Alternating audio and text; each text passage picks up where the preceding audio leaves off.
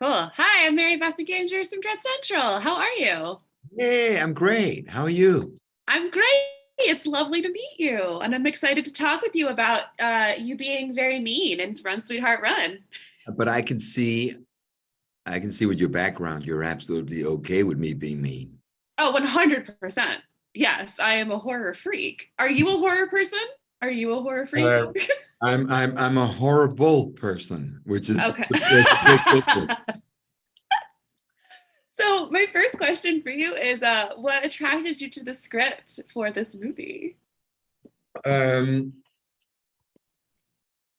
Working with Shana, working with a female director who wanted to do a horror film, a more, even though it's kind of explicit, also, but a more psychological take on it. Uh-huh.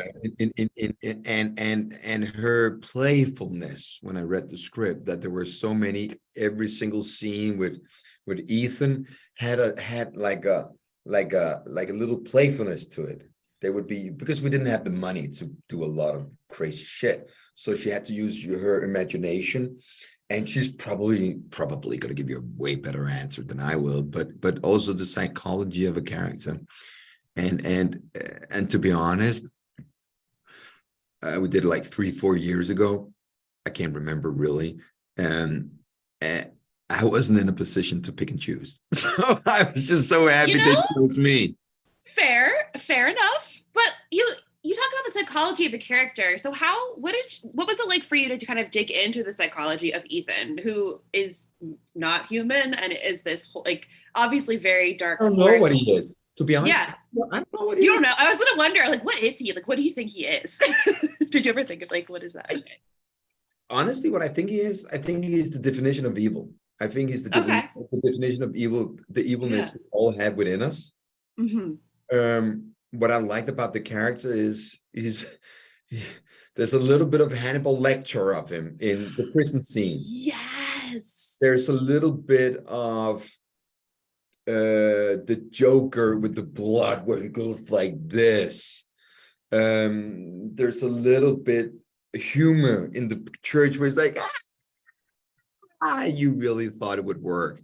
So there's so many different characters within him, because for him it's a game and Yeah. he's enjoying it. And it's and Ella, oh wait, not Ella, but the character is probably the first one to get away in a while. So he's like, ooh, it's like a lion that goes like, this is Yeah. interesting. This is gonna, and you know what? If the struggle has been longer, the feast is better. You know what I mean? Yeah. The hunt and all The that hunt. stuff. If the Yeah. hunt is longer, the feast is better. Exactly. So for me, I just want, it's gonna sound stupid, and I don't know if you notice it, but for me, it just was, even though he's not realistic, I wanted to create a realistic villain, a person you would be able to meet on the dance floor. And he's fictional. It's not like Dharma or something on Netflix. This is Yeah. fictional work, but probably based on a date Shauna had at one point in her life or something. Well, I mean, he does have those, like the way he speaks is very charismatic and very much like lures you into that false sense of security. Like, oh yeah, you seem like a cool dude. Like you get it. And then We because she wanted to have him speak English at the beginning, and then he goes more and more into an American way of saying things. Because okay. for her, she thought it was very important that he had this. He was like, oh yes, absolutely, because it's a little bit more off guard. Yeah. You lay down your guards. Then he was, if he had been too American or something. And the thing is this: when you're foreign in Hollywood and you have an accent, you do villains. You do play a lot of villains. Oh God, tell me about it. Tell me about it. I'm probably gonna do like the one behind you there and I that was one. gonna say, which one That would you one. like? The next ghost face, Yeah, the next no, face. yeah, I know. They're all done, and they're done incredibly. So I have to figure it out. But I gotta say, on Samaritan, he was a villain. I got my own mask. Game of Thrones. I killed a dragon. And what else am I a villain in? Overlord. Overlord. Yeah, but that Yeah. was a Nazi zombie. That was fun as well. That was fun. So do you like playing villains though? Like even though your cast is like, do you have fun? It looks like you have fun, but that's just me watching your character. I love villains, but that's the thing is this. I'm a tourist in Hollywood. I'm a tourist. I make Danish films, Okay. European films, and my European films are very, very different from the films I make in America. Yeah. I often he's the lead, often he's the nice guy, often he's a guy, he's a father who's just got cancer and he wants to save his daughter and his wife. It's stories like that, and where you would cry, not because it's horrible, but because of emotions. And I go to America and they go like, all right, you eat babies. I'm all in. You get to occupy two very different like character positions no matter where you work. That's gotta be interesting in a way.